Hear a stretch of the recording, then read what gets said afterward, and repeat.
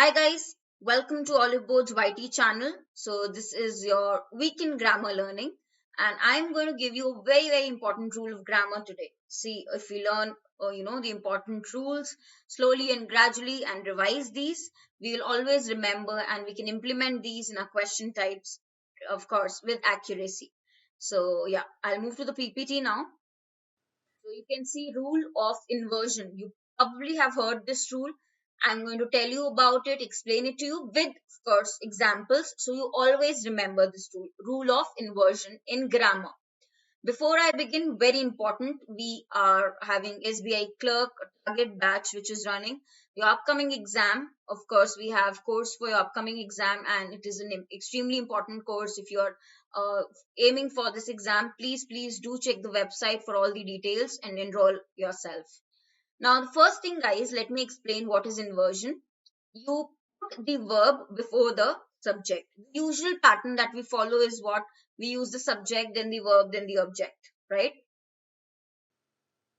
For example, if I say, you are tired, you can see that the subject you, then we are using the verb, right? Are, then we're using the verb are tired.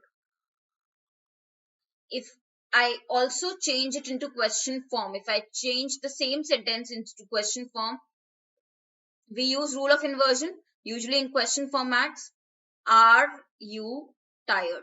Now this is inversion. What am I doing? I'm putting the verb first, are, then I'm putting the subject. Whenever the verb comes before the subject, it is inversing, right? The normal pattern, changing the normal structure.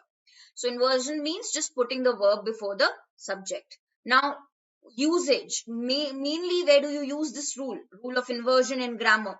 When we use negative adverbs or adverb phrases, guys, remember, negative at the start of the sentence, when you're beginning a new statement and you are using a negative word of adverb or negative phrase of adverb, we always use this rule, right? Now I'll show you some examples and you can remember these very common words of negative adverbs with which you have to always check and follow the rule. Okay, let's move to the examples. So here I'm going to write each word uh, example for you. Now, all of these words are negative adverb words. Hardly, never, seldom, rarely, no sooner, little. Why are these negatives? Obviously, they have a meaning which is close to no, nothing. Anything with the meaning close to zero, nothing, no is negative. Hardly means close to nothing, right? Never is negative, right? Seldom, extremely few times, rarely, seldom, right? So close to zero. Anything close to zero is negative. So all these adverbs have a negative meaning. Now I'll quickly write a few examples for all of you, sentence examples, so you know how we use the rule of inversion. First one, hardly had I got into bed when the telephone rang. Okay.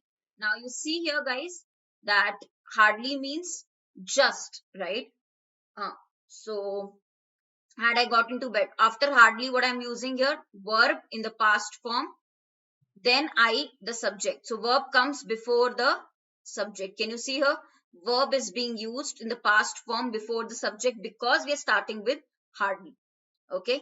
Few more examples. For example, let me give you example of rarely. Rarely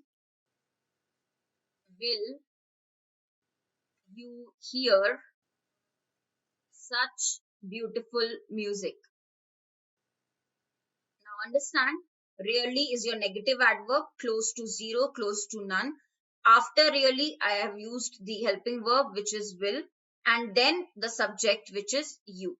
So in normal sentences, if I say you will really hear such beautiful music, yeah, but I am starting my of course sentence with a negative adverb. Therefore, I am using this rule. Remember, when do we use it? When we are starting our sentence, beginning our sentence with these negative words, we are supposed to use this rule. Let's check one more example. I'll give you the example of little. Little did he know about my problems. He knew nothing. He knew close to zero about my problems. So we use little in the negative sense. Always little is a negative word. Little means close to nothing, close to zero. After little, as you can see, I've used did, which is in the past form, helping verb, and then the subject, which is he. So verb before the subject. Rule of inversion. Okay, one last example of on no account. On no account should you do anything without asking me. Guys, understand, on no account is a negative adverb phrase, right? No way. We say no in no way. Similarly, on no account. Now here again, I have used the helping verb, the modal verb, which is should. And after that, I have used my subject you.